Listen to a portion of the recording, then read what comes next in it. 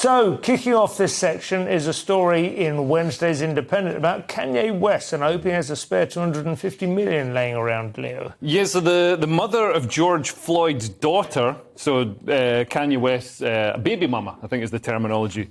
George Floyd's George Floyd, baby mama. Ex-wife.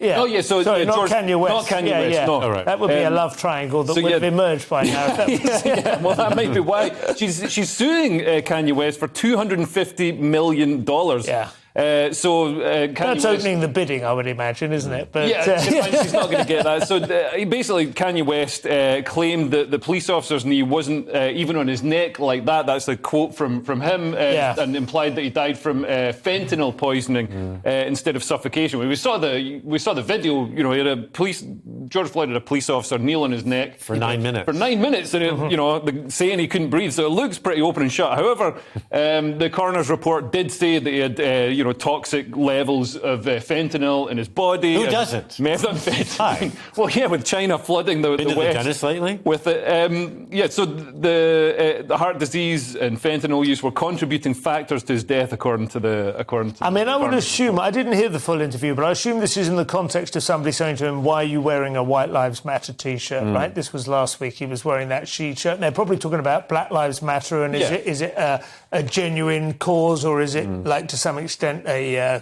cooked up charge? Kanye West has been on a mission recently to say as many controversial things as he can in a short space of time. It's almost like the Crystal Maze when they grab the golden tickets. Kanye West. It's like it's a dare. There's a whole name. They'd also asked him on a podcast about Candace Owens' documentary. Have you heard about that documentary? Go on. It's called The Greatest Lie Ever Sold, George Floyd and the Rise of BLM. So he's talking about this woman who's written this. And so he was commenting on, I think he probably agrees with that the platform she's speaking from, which is that BLM is unnecessary, and that the George Floyd's death was not typical. It was going to happen anyway. Yeah, right. But it wasn't. I mean, I suppose the extent. I mean, it did go around the world, obviously, and we discussed it a lot. That some of the protests. Although it's funny how memory plays tricks with you. We can't have been discusing it because this show is only a year old, and it was 2 years ago, wasn't it? But I feel like we were here talking about it. It's been an issue since it happened. It's not like we talked about earlier. It's not the first time that a police officer has killed someone unnecessarily. In the US, it happens all the time. Although what's interesting is it doesn't happen all the time. So people think, the average amount of times people think it happens is 10,000 times. I know, It's mental. It's about a dozen times a year, isn't 12 times a year. Which, I mean, obviously each one of those is a tragedy and is awful. But, I mean, 12 times and even in a country those of unarmed black men killed roughly a dozen times a year on average. And even among those,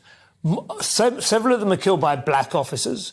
Quite a few are killed by female officers. In fact, it seems like in terms of correlation, you're slightly more likely to be killed by a female officer if she thinks she might have a gun. I mean, the image of like a kind of redneck white cop killing an unarmed black guy, that really isn't even typical within fabricated by the media. But it's the smartphone video footage, isn't it, which has changed the conversation, because suddenly, it's just repeated. It's like there's a Zapruder footage of Kennedy assassination or something. It just gets burnt into the head. It's also the racism that treads itself pretty powerfully through America. Well, that is arguably true. We may be coming on to that shortly. What's interesting is Kanye West has previously donated $2 million to Black Lives Matter. Yeah, he's a big fan. He paid for the daughter's college tuition. So now the daughter, or the daughter's mother, is suing for $250. She's qualified as a lawyer and she's coming for him. It might be sociopathy. It might be that he just wants to be on the front page. It might just be that. It might be him. Just celebrity. Let's see.